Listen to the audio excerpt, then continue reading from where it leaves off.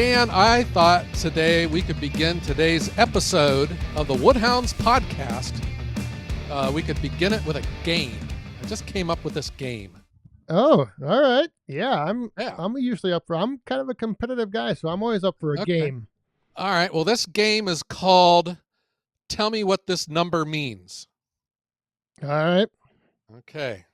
So the rules are I'm going to say a number, and you have to tell me what that number means, and then I'll let you know if you're right or wrong. All right. And not like 3 means between 2 and 4. No. Okay. No, it's going to be something relevant to my life. Oh, your life. Okay. Yeah, and you just have to let me know what it means. All right. Like if I say number 1, you would say the number 1 firewood delivery service in Northeast Ohio. But all right, I got you. Yeah. All right. I'm not gonna go down that road though. Okay. No. Okay. Are you ready? Here we go. Yes. The first number is the number 5. I will guess 5. You own 5 pairs of shoes. Gosh, that may be right though, but that's not what I was thinking. All right. No, yeah, the number 5 is how many lights are on the dashboard of my one truck as I drive down the road. That are on, that are like that are flash, on, yeah, lit up. Yeah, and if I put my high beams on, there would be 6. Okay? Oh boy, 5. Yeah, 5. I got think. the check engine light, the ABS light, the bad brakes light, the low tire pressure light, and like that one with the car with the little peel tire sliding icon. Oh, wow. Yeah, got all 5 of them on. But the truck runs fine. Yeah, I always have that low tire pressure one. Yeah. Okay, I got another one for you. Oh, Are you ready? Another one. All right. I got another one. Okay. The number is 11. 11. I will say you have 11 stickers on your splitter. No, I have 0. I mean, like other than what the factory put on. Yeah. That's like a family thing. We were never allowed to put bumper stickers on Dad's cars growing up. So I just carry on that. Yeah, I just carry on that tradition. No, the number 11 is of my 3 trucks. I have 11 of the tires leak air and require me to put air in the tire at least twice a month. And that is why the one light is on. And there we go. We solved why one of your lights is on. I have 12 tires on my trucks, and only one of them doesn't leak air. Jeepers. Yeah. My, oh my. So you have a lot of little maintenance things to take care of. Yeah, I got to put air. I keep an air chuck with me because the guy I rent my place off of has down by a shop. He's got an air compressor and a hose, and I'm down there all the time. You're just putting too many miles on those trucks. Yeah, they don't stop, man, up and down the road. Too many miles. I got to get me one of those self-driving vehicles and do my deliveries like that. That would be awesome. Oh, that would be nice. Yeah. I am still resting up from that long trip to Europe. I don't know, Dan, if it's an age thing or if it's just a Joe thing, but gosh, it just saps me of my energy. It's hard to keep going. I was going to ask how your recovery went and if your jet lag is worn off or not. I did not have jet lag when I got there, but I sure did when I got back. Yeah. I don't know. It affects, it's not, I think it goes beyond just your times of day are messed up. It messes with like your biology somehow. There's got to be a way to study that and quantify it, but that's just the way I feel. I could, just today, I thought I could just pull off the side of the road and fall right asleep. What it sounds to me like is when it comes to traveling, you are just a hobbyist. Yeah, I am. Yeah, you are a Uh, hobbyist traveler. yeah. But I will tell you this, I could do this hobby for a long time. That traveling, man, it's exciting. It's fun. It is weird to be in a different country where everyone's talking funny and you don't have a clue what they're saying. And everything's different. The doors, latches, the light switches, the bathrooms, everything's just different. And it's Everything is, yeah, and it's fun to see those little differences and then like pay it, notice them. And because a lot of times when you think of like going to, like when I first came down to Ohio, I had in my mind what I thought it was going to be like, and then as I'm rolling through the countryside down there, it's like, oh, this is just kind of like back home in part of Wisconsin. oh, so it But flows milk and honey in Wisconsin too. but it wasn't, Interesting. yeah. But there weren't as many people having fun drinking beer and eating cheese. Yeah. Okay. Yeah, we're just shoveling mulch and working on our trucks down here in Right. Ohio. Yeah. But there was something else that happened during my travels that it got me thinking. And trust me, when you're on a 9-hour flight, you got a lot of time to do that. So, um, me being a firewood delivery service, when I first started and when I first started doing my YouTube videos, I would introduce myself. I would say, "Hi, my name's Joe with Ohio Woodburner, and we are a small firewood delivery service here in Northeast Ohio." I would say that. And I would get comments that would say, "Joe, you are a firewood producer. Quit calling yourself a firewood delivery service."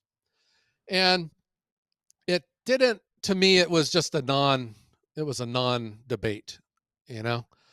But as I've gotten down the road, I've noticed where maybe it isn't a non debate and there is some substance there to discuss. And when it Oh, really started hitting home to me, Dan, was when I was sitting in the airport in Newark, New Jersey, awaiting my flight to from New Jersey to Vienna, Austria, and I was flying aboard Austrian Airlines. mm, yeah. Uh huh. Here's what happened, Dan. Newark's a busy airport. It's a beehive of activity. And it was really crammed and crowded. And I just found a seat where I could just mind my own business and sit there and relax. I had some time. And the Austrian airline plane was at the gate. And we were just waiting to board.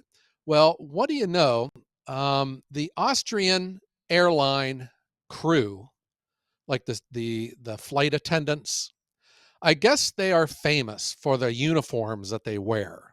So dig this, Dan. The women, Austrian, the color's red. They were in all red. They had red shoes, red skirts that came to about the knee. They had red shirts with red jackets on, a red scarf tied around their neck, and they had a red hat on. It was kind of like the one Gomer used to wear when he pumped gas on Mayberry. One of those kind of hats.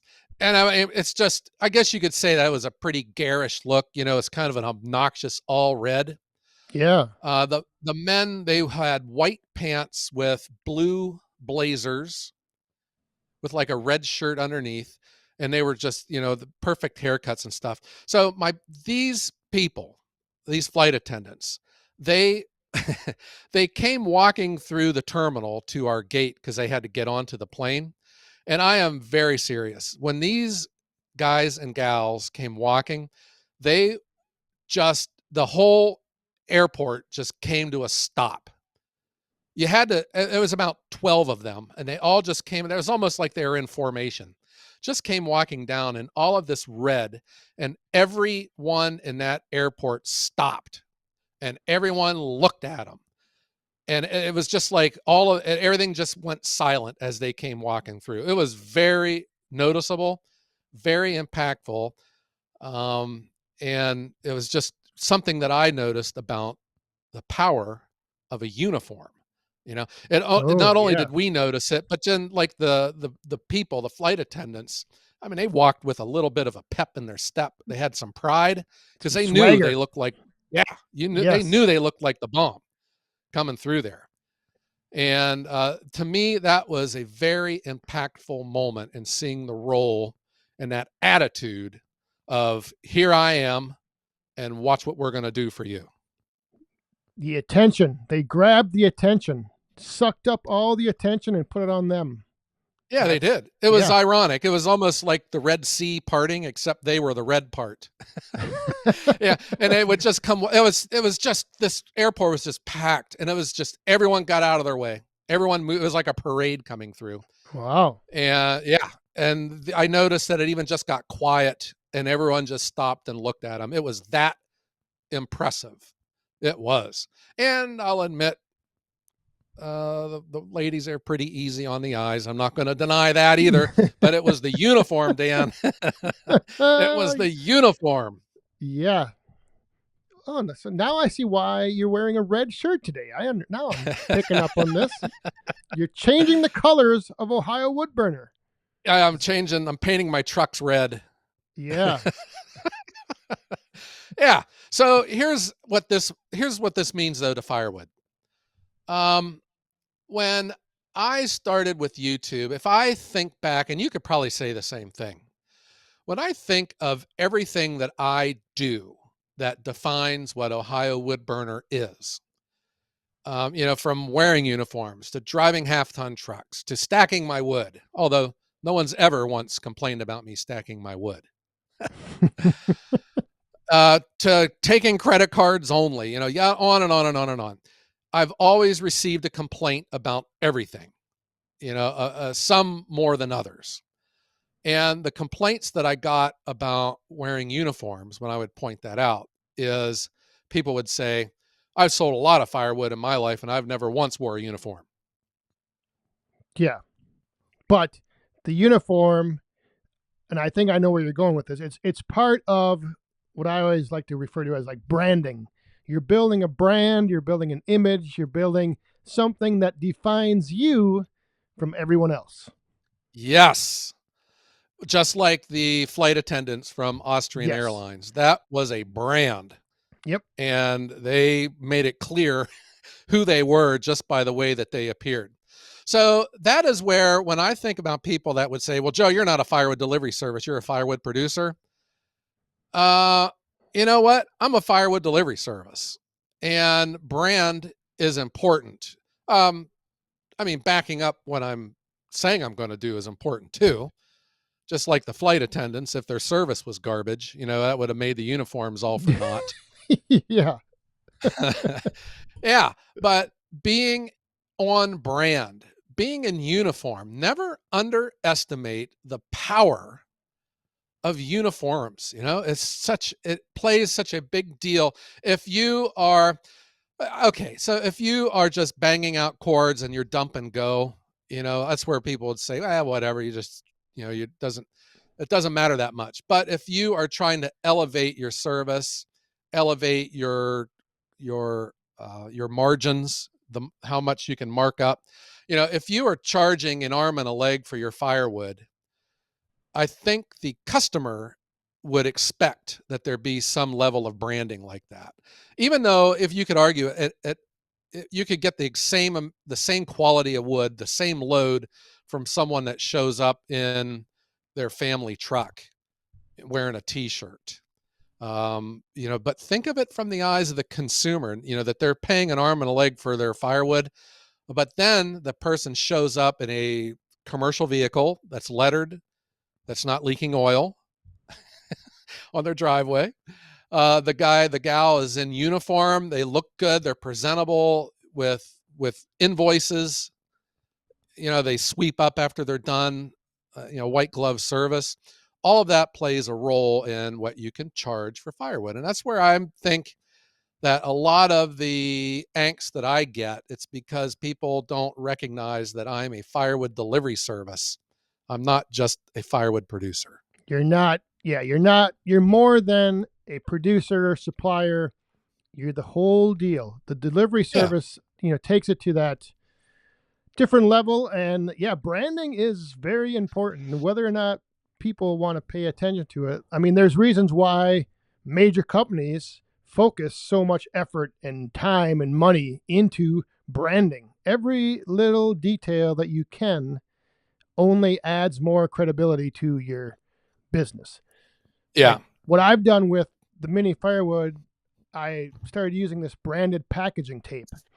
And at first, I would just put it over the top to seal up the box. But then I realized if I just cut each strip a few inches longer, I could connect the bottom and the top strips together. So I had one continuous strip all the way around the outside edges of the box, and it looked totally different. And so Yeah. now, that's part of like a branding strategy, like building Oh, your yeah. brand. Building the brand. Build the And brand. then, yeah, and that's where I see, firewood, it's a commodity, and the way that you add value to it, when you think about the wood itself, keeping it out of the mud, cutting it uniform length and split size, quality hardwood, seasoned, no mud, no mushrooms, no moss growing on it. But the other side of that is the professional delivery service and the value that you can add to your wood with that. Answering your phone, showing up on time, being clean and presentable. Yeah, I saw that just the other day. Like these Amazon trucks. It seems like these Amazon warehouses are just overwhelmed with delivery, and now they're hiring private contractors, just people with their own box trucks Yep. to go out Yeah. and deliver. And you see on YouTube where these people are getting like threatened and stuff because they're delivering stuff in a t-shirt and blue jeans in a truck that isn't branded with Amazon, and the people think that they're stealing their stuff instead of delivering it. Yeah. Yeah. It's because they don't have that brand on with Amazon. Because when you see the Amazon truck, there's that level of trust. When you see that smock that they wear, the Amazon drivers, there's that level of trust. Yeah. But then, Yeah, yeah, without it, they're not recognized. no, They're not and they're looked recognized. at suspiciously. Right. Yep. Yeah. Yeah. So that was just something that came to mind. I had a long time on that flight. But I am very serious. If I think if you were just to Google Austrian airline flight attendants, I mean, they knocked me out. I thought they were awesome. And then I did Google it eventually to find out that they are famous for the way they look, for their outfit. Yeah. I mean, just think, I mean, they are red from head to toe. And I mean red like red. Bright Not red.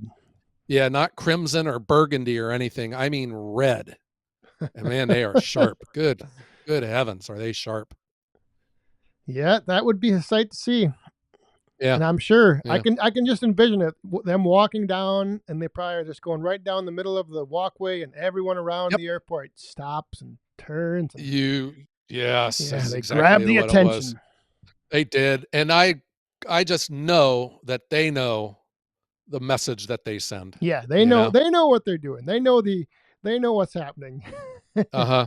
It's kind of like when the Ohio State Buckeyes go walking onto the football field. Everyone stops and watches because they know that Yep. greatness is near. Well, yeah, yeah. What's going on with Wisconsin up there? Good heavens. I don't know. That's another whole topic. Gosh. Yeah, so that was on my mind, Dan. So, okay, let's shift gears here. So, we're coming up on a major event for our industry. Yeah, and you'll see a lot of brands and branding all over the Guernsey County Fairgrounds. Excellent, Dan. Excellent. Yeah.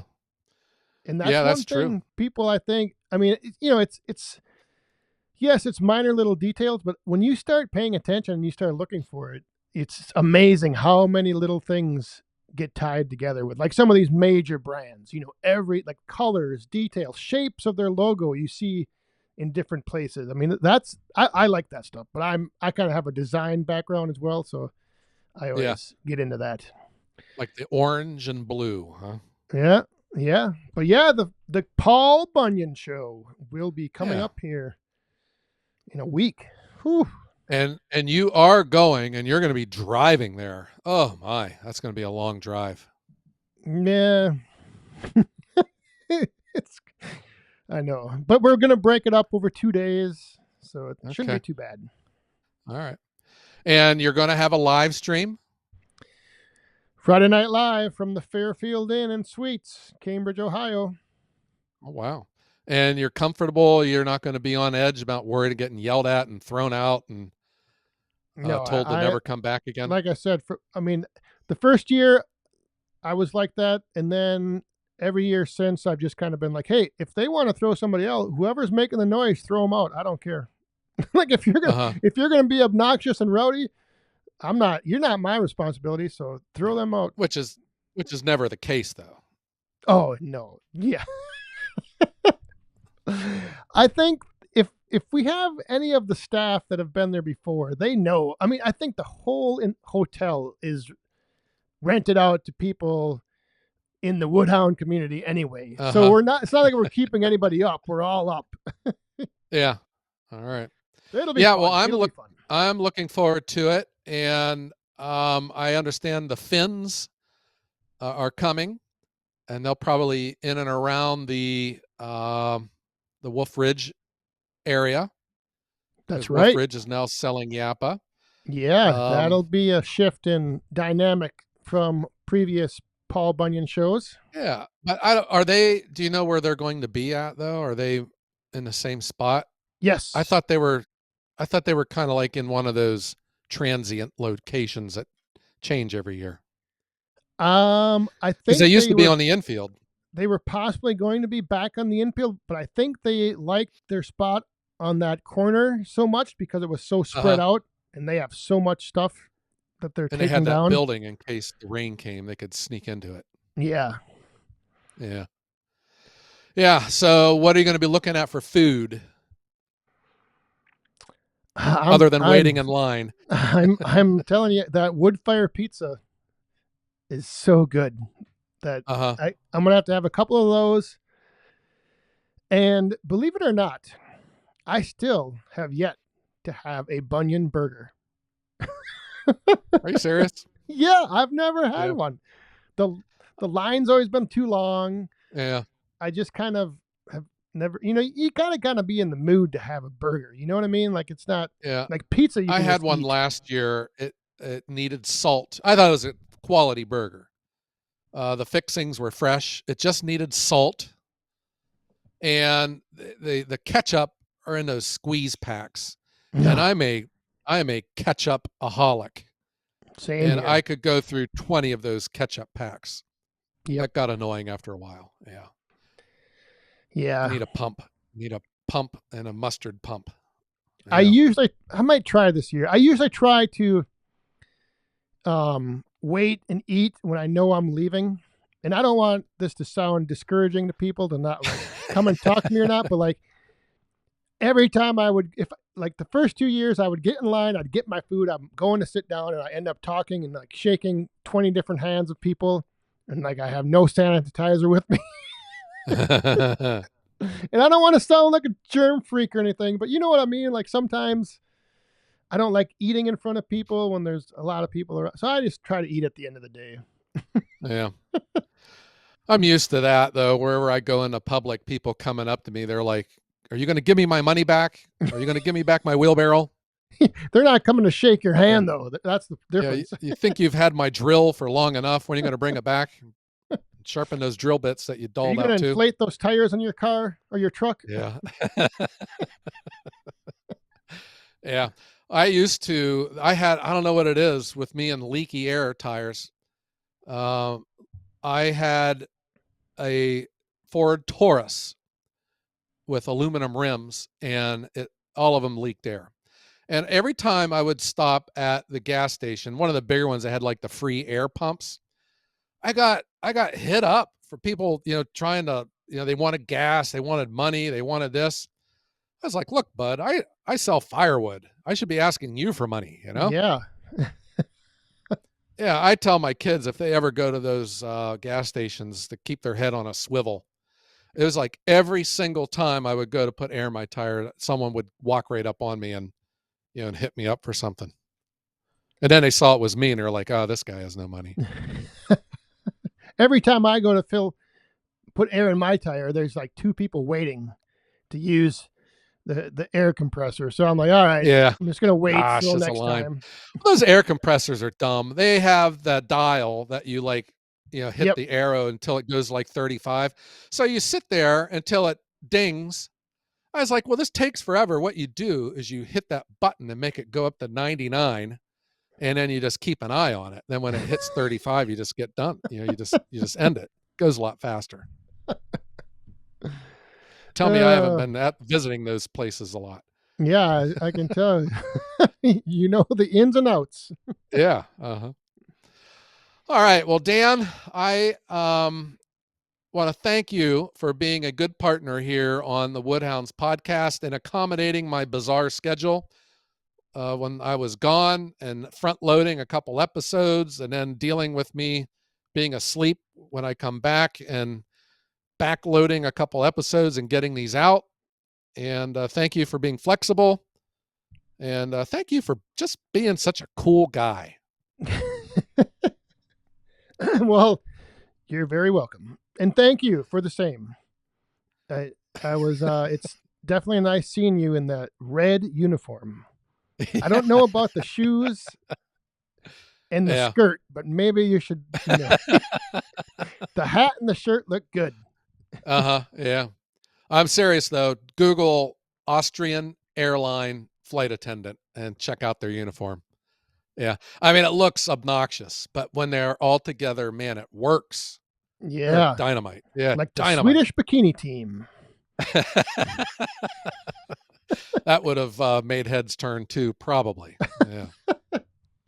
Oh, but no, Dan. Thanks for coming back. And I kind of had some flexibility issues as well. So yeah, one way we always make it work. Yes. That's it's because we are producing a world-class podcast for a world-class population of woodhounds. That's right. Why. The world-class listeners, and that's you out there. So thanks for tuning in and making the Woodhounds the #1 firewood podcast in the galaxy. Yeah, all you people, all you guys and gals out there, if you're a professional delivery service, a producer, all the way down to the lowly hobbyist, we want to thank you for hanging out with us at the Woodhounds podcast. All right. Yeah. Speaking all of right. uniforms, well, Dan, the band has got their uniform on. Okay, has the band got their uniform on? Let's strike up the band. Yes. All right. All right. Well, Dan, let's tell everyone out there, thank you for tuning into the Woodhounds, the #1 firewood podcast in the world. And you can catch us on your favorite streaming service every Wednesday morning, 5 a.m. Eastern. And when you're done listening, we would like it if you could leave a 5-star review. That's right. All right. So, Dan, let's tell everyone out there that if you are extremely angry, don't see red. But if you are a flight attendant, get on with an airline that wears only red. Yeah. And if you have a book on the end table next to your couch, maybe set it down after it has been red. Yeah. I could keep going. All right. And everyone out there, have a great day.